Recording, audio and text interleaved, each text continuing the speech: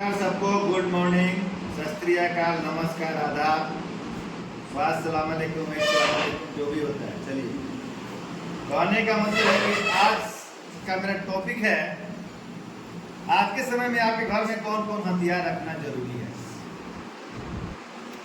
आज के समय में हमारे अपने घर में कौन कौन हथियार रखना जरूरी है। हथियार क्यों रखते हैं? दुश्मन से सुरक्षा के लिए। हम लोग जो जब पढ़ते थे 1999 में इंटर किए, मैट्रिक किए थे, तो उस समय हम देखते थे कि हम लोग घर से 4 बजे के बाद नहीं निकल पाते। मतलब 4 बजे कहीं जाना आना है तो 4-5 बजे तक जा आके चले जाते थे। रात में आते थे पटना से पढ़ के, तो ट्रेन से उतरते थे तो रात में लुका के स्टेशन पे सो जाते थे, क्योंकि हमारा जो एरिया था डकैत वाला एरिया था, मैंने क्राइम ज़्यादा था। उस समय लोग अपने सुरक्षा के लिए हथियार रखता था, लाठी, भाला, फरसा, बंदूक, पिस्टल।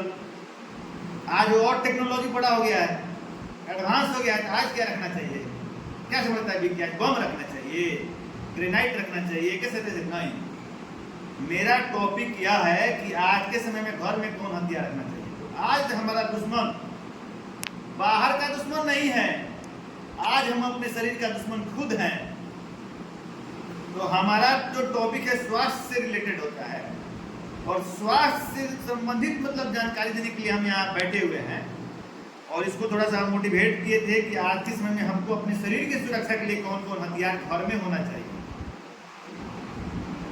जैसे आपके घर में जरूरी का सारा सामान होता है, गैस होता है, चूल्हा होता है, बर्तन होता है, गद्दा होता है, तोशक होता है, तकिया होता है, कि डेली उसका यूज है, आपको कहीं खोजने नहीं जाना है।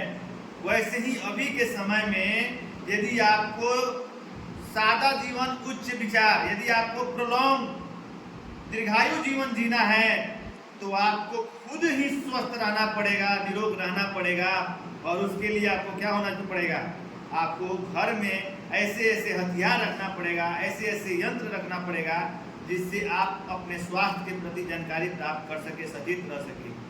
क्योंकि यदि आपको बोलेगा डॉक्टर बीपी चेक करना है, तो अगर रोज डॉक्टर कहेगा रोज आपको बीपी चेक करना है, तो आप बीपी चेक कराने नहीं जा सकते हैं। हम दो वो चीज पे हमेशा अवेयरनेस प्रोग्राम चलाते रहते हैं, शुगर पे और हाइपरटेंशन पे, ब्लड प्रेशर पे, क्योंकि दोनों साइलेंट किलर है। और जब तक मरीज को कोई बड़ा सिम्टम नहीं आता है, तब तक हमारे चंपारण के खास करके लोग अपने से चेक नहीं कराता है। बाहर में एजुकेशन है, लोग रूटीन चेकअप कराता है 6 महीने 1 साल पर, लेकिन यहाँ पे केवल कमाना है, खाना है, परिवार का पोषण करना है, भरण पोषण करना है। और एक करके जब बीमारी सीरियस रूप ले लेता है, ब्रेन हेमरेज कर जाता है, हार्ट अटैक कर जाता है, या कोई सीरियस नाक से ब्लड आ जाता है, कान से ब्लड आ जाता है, तब लोग कहता है कि भाई बीपी बढ़ गया है, चक्कर आ जाता है, गिर जाता है, पसीना हो जाता है। तो कभी कभी आदमी बच भी जाता है, कभी कभी आदमी की जान भी चली जाती है। अभी हम देख रहे हैं जो आज का समय जो गुजर रहा है, इसमें बाहरी दुश्मन हमारा शरीर का दुश्मन नहीं है, हम खुद और हमारा खान पान ही हमारे शरीर का दुश्मन है। हम कितना भी अच्छा से कमा रहे हैं, अच्छा से जी रहे हैं, यदि हमारे शरीर पर ध्यान नहीं है, हमको किस किस बीमारी से बचने का जरूरत है। अभी सबसे ज्यादा आप लोग देख रहे हैं, किसी भी एज में लोगों को हार्ट अटैक हो रहा है। बार बार क्वेश्चन आता है, हार्ट अटैक हो जाता है। कोई कहता है कोरोना वैक्सीन के चलते हो रहा है, कोई कह रहा है कोलेस्ट्रॉल के चलते हो रहा है, कोई कह रहा है स्ट्रेस के चलते हो रहा है, कोई कह रहा है मर्द मेहरारू में झगड़ा के चलते हो रहा है, कोई कह रहा है पारिवारिक झगड़ा के चलते हो रहा है, कोई कह रहा है वर्क लोड के चलते हो रहा है, कोई कह रहा है बच्चा में पढ़ाई के लोड के चलते हो रहा है। चीनी भी वैसे ही है, चीनी का भी प्रकोप बहुत ज्यादा मात्रा में बढ़ गया, डायबिटीज का। तो बहुत सारी बीमारियां हैं जो जान लेने वाली है, जिसके बारे में जानकारी नहीं है, और हमारा जान को ले रहा है, और उम्र नहीं देख रहा है। छोटा बड़ा, जैसे आतंकवादी, क्रिमिनल, डाकू नहीं देखता है कि छोटा है कि बड़ा है, कि दूध पीने वाला बच्चा है कौन है, सभी पे वार करता है, सभी को बर्बाद करता है, सभी को लूटपाट करता है।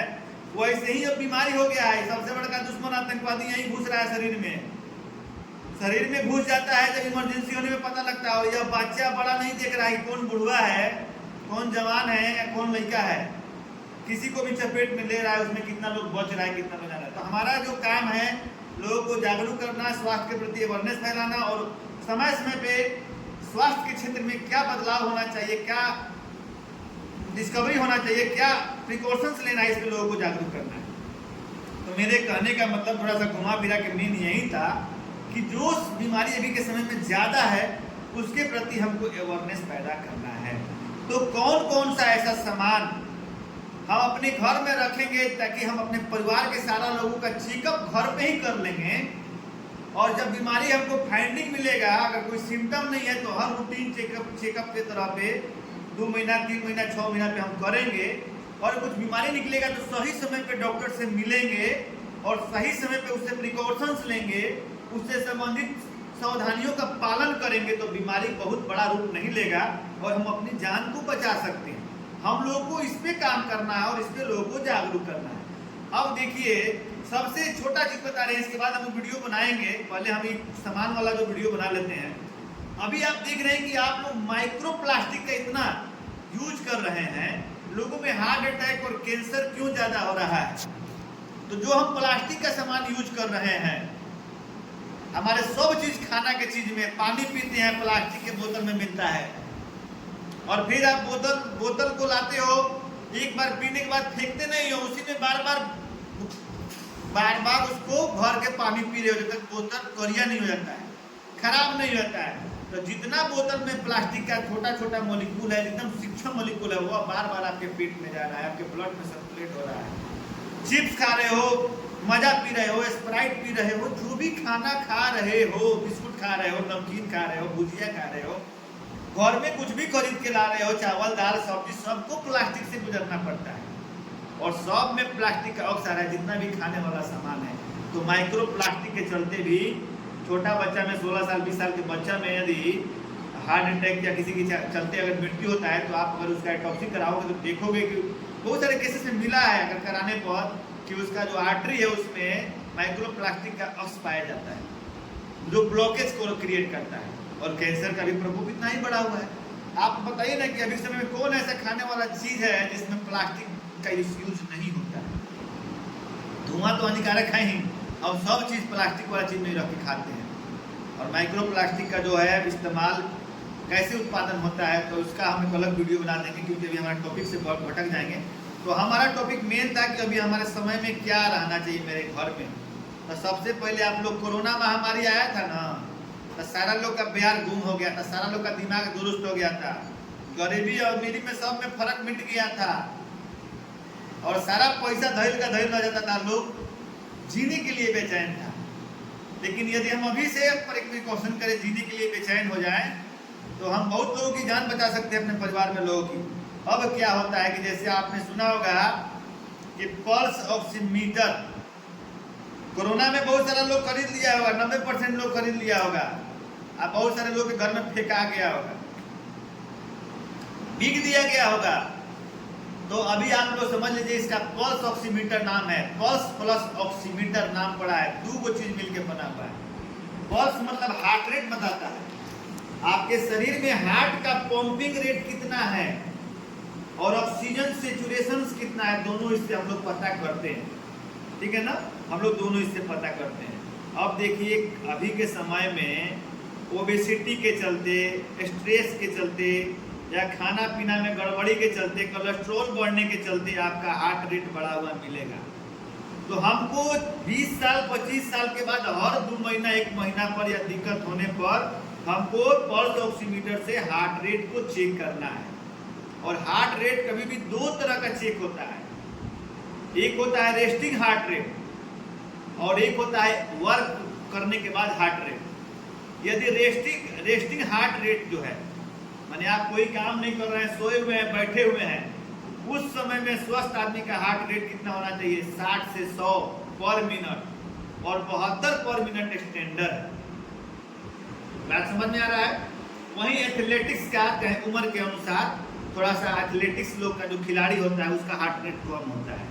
लेकिन यदि आपका हार्ट रेट बहुत ही ज़्यादा कम है या बहुत ही ज़्यादा बढ़ा हुआ है, या कभी हार्ट रेट बढ़ जा रहा है, कभी घट जा रहा है, तो आपको प्रिकॉशंस लेने का जरूरत है। यानी कि आप बहुत बड़े हार्ट के डिजीज से या बहुत बड़े खतरे से माने खतरा आप पे मंडराने वाला है।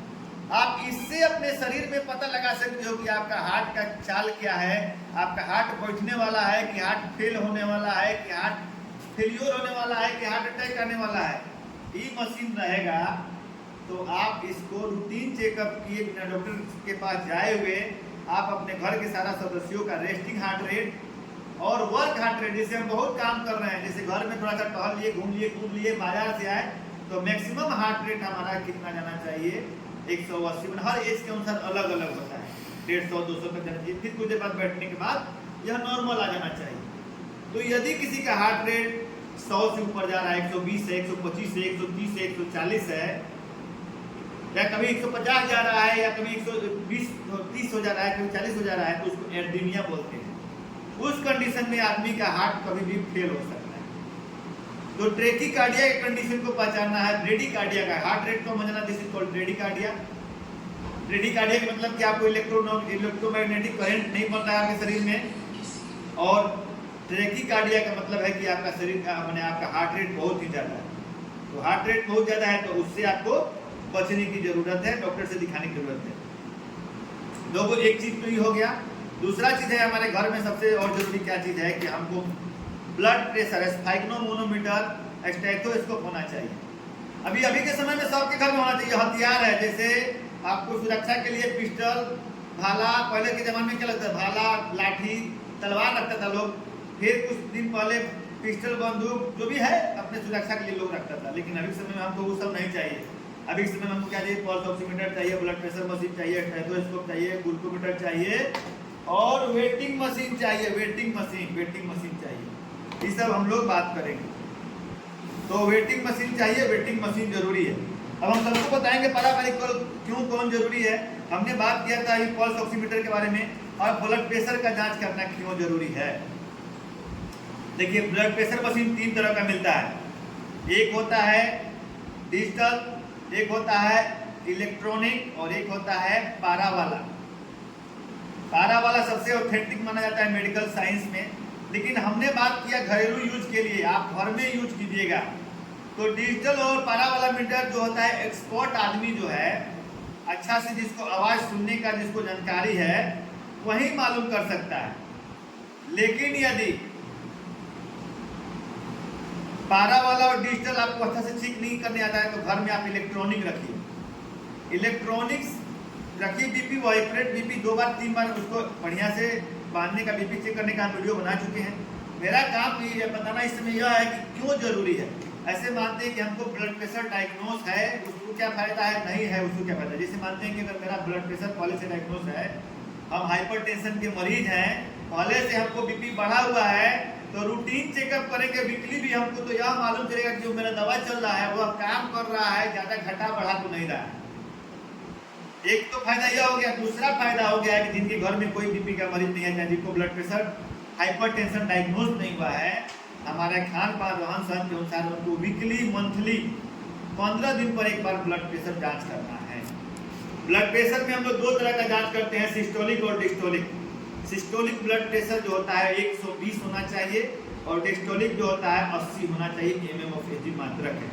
लेकिन मैक्सिमम माना गया है कि किसी का अगर 140/80 90 तक है तो वह चल सकता है, और नीचे किसी का 90/60 तक है तो चल सकता है। लेकिन 90/60 से यदि घट रहा है तो हाइपोटेंशन, तभी आपको डॉक्टर से दिखाने की जरूरत है। हाइपोटेंशन के बहुत सारे कारण है, बहुत सारा बीमारी में होता है। यदि 80-40 है, 60-40 है, तो कभी भी आपका हार्ट बंद हो सकता है। तो लो ब्लड प्रेशर भी हानिकारक है, आपकी जान जा सकती है, और हाई ब्लड प्रेशर से भी आपकी जान जा सकती है। अब देखिए, किसी का बीपी अगर 140/90 से ज्यादा, 150/90 से ज्यादा है, रोज अगर 2-3 दिन चेक करने पे मिल रहा है, जब आपको एक नॉर्मल पता लगे तो आपको रोज चेक कराना है। अगर रोज मिल रहा है तो तुरंत आपको क्या करना है, डॉक्टर से संपर्क करना है। नहीं तो 150/90 से 150/100 से ज्यादा रहेगा तो किसी दिन आपको ब्रेन स्ट्रोक आ सकता है, ब्रेन हेमरेज हो सकता है, पैरालिसिस हो सकता है, हार्ट अटैक हो सकता है। यदि आप चाहते हैं कि आपके घर में कोई फालिस का मरीज नहीं बैठाए, आपके घर में किसी को पैरालिसिस नहीं मारे, आप स्वस्थ रहें, अच्छा जिंदगी जीने से तो बढ़िया है ना कि जिए। अब फालिस मार दे, पैरालिसिस में, उसका जिंदगी समझ रहे हैं ना, पैरालिसिस वाला पेशेंट को क्या हालत होता है। तो प्रिकॉशंस करके हम उसको रोक सकते हैं। तो बीपी पे मॉनिटरिंग करेंगे तो हम अपने घर के सारे लोगों का वस्तु स्थिति देख सकते हैं कि किसका मैंने मेन हथियार है कि बीपी बढ़ रहा है यानी खतरा बढ़ रहा है। किसी के माथा में दर्द हो रहा है, किसी के चक्कर आ रहा है, तुरंत हम ब्लड प्रेशर चेक किए, उसको डॉक्टर के पास ले गए। तो 2 हथियार हो गया, बीपी मशीन और पल्स ऑक्सीमीटर यह होना चाहिए। तीसरा सबसे कॉमन हथियार है जो होता है, यह आपको वेटिंग मशीन। वेटिंग मशीन आज के जमाना में सबसे पहले होना चाहिए हर किसी घर में। अब पूछिए क्यों होना चाहिए? हम क्या खा रहे हैं, क्या पी रहे हैं, कितना भीतर ले रहे हैं, कितना चिकन, मटन, ठंडा, आइसक्रीम, खोआ, मलिदा, रसगुल्ला खा रहे हैं, यह नहीं पता लग रहा है। बड़ा मजा आ रहा है, देह फूल रहा है, ताकत लग रहा है, हम समझ रहे हैं ताकत हो रहा है, लेकिन वो ताकत थोड़े हो रहा है, वह मौत का सौदा हो रहा है। आपका जो नॉर्मल बॉडी वेट होना चाहिए, बीएमआई होता है, बॉडी मास इंडेक्स, आपके हाइट के अनुसार नॉर्मल वेट क्या है, आप रेशियो निकाल लीजिए। नेट पे मिल जाएगा, गूगल मेट पे, नहीं तो इसके हम यूट्यूब पे वीडियो बनाएंगे तो उस पर डाल देंगे कि कितना आदमी का कितना वेट होना चाहिए। यदि आपका ज्यादा वेट है तो आपको उसको कम करना है। सारा बीमारी पेट में है, चर्बी को बाहर नहीं निकलने देना है। पेट बढ़ेगा, वजन बढ़ेगा तो आपको मेटाबॉलिक सिंड्रोम होगा। जब मेटाबॉलिक सिंड्रोम होगा तो आपको बीपी होगा, शुगर होगा, ओबेसिटी होगा, कैंसर होगा, कोलेस्ट्रॉल बढ़ेगा, हार्ट अटैक आएगा, कैंसर भी हो सकता है मोटा आदमी को। तो अब हम लोग इसका मोटापा पे कैसे केयर करेंगे? एक वेट बढ़ जाता है तो लोग खाना छोड़ देता है, मालूम चला कि 10 किलो वजन बढ़ गया तो लोग खाने बंद कर देगा, तो चक्कर आने लगेगा, गिरने लगेगा। शरीर के इंजन को चलाने के लिए भी क्या चाहिए? खाना चाहिए। तो हम क्या करेंगे, सप्ताह में चाहे 15 दिन पर एक बार अगर वेट करते हैं तो हमको अपने खाना पीने का, अपने शरीर का आइडिया मिलेगा कि मेरा वेट घट रहा है कि बढ़ रहा है। तो शरीर, घर के सारे मेंबर का एक बार 15 दिन पे, 20 दिन पे, महीना दिन पर हम लोग वेटिंग मशीन से वेट करते रहेंगे और वेट को नोट करेंगे। और सबसे अच्छा वेट करने का तरीका कौन होता है? तो जब आप बाथरूम में स्नान करने जा रहे हो, जब सवेरे शौच कर लिए और नहाने जा रहे हो, तो उस समय सारा कपड़ा निकालने के बाद जो वेट करते हो वही एक्यूरेट वेट होता है, वेटिंग मैंने आपका वजन होगा। और बीपी जांच करने का सबसे सही तरीका कौन होता है? तो सवेरे खाली पेट उठने के पास और सोने के पहले, बीच में आप ओवर एक्टिविटी करोगे, वर्कआउट करोगे तो बीपी फ्लक्चुएट होते रहता है। जैसे अगर हम कहीं से दौड़ के टहल के आ रहे हैं तो बीपी बढ़ा रहेगा, सोए हुए हैं तो घटा रहेगा। तो अब बीपी मशीन हो गया, पल्स ऑक्सीमीटर हो गया और आपको वेटिंग मशीन हो गया। तीसरा चीज क्या जरूरी होना चाहिए शरीर घर में? आपको ग्लूकोमीटर होना चाहिए, ताकि आप अपने शुगर को मॉनिटरिंग कर सके। हर महीना, 2 महीना, 6 महीना पर अगर किसी को शुगर नहीं डायग्नोस है तो आपको क्या करना है? हर 6 महीना, 3 महीना पर, घर में किसी को चीनी नहीं है तो 3 महीना पे शुगर चेक करना है। अगर जिसको है उसको 15-15 दिन पे चेक करना है। क्यों चेक करना है शुगर? क्योंकि शुगर चेक कीजिएगा तो आप क्या है, आगे आने वाले खतरों से बचाव कीजिएगा। जिनका शुगर का दवा चल रहा है उनको आइडिया मिलेगा कि उनका शुगर कंट्रोल है कि नहीं है। जिनको शुगर नहीं है उनको आगे अगर बीमारी जैसे इनिशियल स्टेज में पहचानने में मदद मिलेगा। क्योंकि बहुत सारे लोग एक बार चीनी का जांच करा लेते हैं, तो जब डॉक्टर के पास जाएंगे तो हम लोग लिखते हैं जांच चीनी का, तो लोग कहता है हाल तक चेक करे नहीं है, खाली जांच में पैसा जियान कर दिला था कमीशन आउटफिट में। तो यह चीज नहीं है, ठीक है, कमीशन मत दीजिए, डॉक्टर मत दीजिए, अपने घर में रखिए, अपने हाथ से चेक कीजिए। अब चीनी इतना खराब बीमारी है, साइलेंट किलर है, कि चीनी यदि कंट्रोल में नहीं रहेगा तो आपको मालूम ही नहीं चलेगा, आपका किडनी फेल हो जाएगा, किडनी खराब कर सकता है, आपका हार्ट फेल कर सकता है, आपको ब्रेन स्ट्रोक कर सकता है, आपको पैरालिसिस दे सकता है, आपका ब्रेन हेमरेज कर सकता है, आंख की रोशनी जा सकती है चीनी के बढ़ने से, कंट्रोल नहीं रखने से, आप अंधापन हो सकते हैं, अंधा हो सकते हैं। तो अब बताइए कि हम कितना चीज बता दिए इतना छोटा, इतना सामान रख के। आज के जमाना में हमको यही ना हथियार रखना है जिससे हम अपना शरीर का सुरक्षा करें, अपने परिवार का सुरक्षा करें। अभी के समय में तो भाला, पिस्टल, गणास, हथौड़ी सब तो नहीं चाहिए। इसलिए हमने बोला कि आज के समय में कौन कौन सा हथियार होना चाहिए, तो यह सब हथियार होना चाहिए। वैसे तो सब लोग थर्मामीटर रखता है, बहुत सारा चीज रखता है, लेकिन अभी के समय में हमको पल्स ऑक्सीमीटर रखना है, बीपी मशीन रखना है, ग्लूकोज चेक करने के लिए ब्लड शुगर चेक करने वाला मशीन रखना है, और वेटिंग मशीन जरूर रखना है। इसी के साथ सभी लोग सतर्क रहिए, जागरूक रहिए, स्वस्थ रहिए। जय हिंद, जय भारत।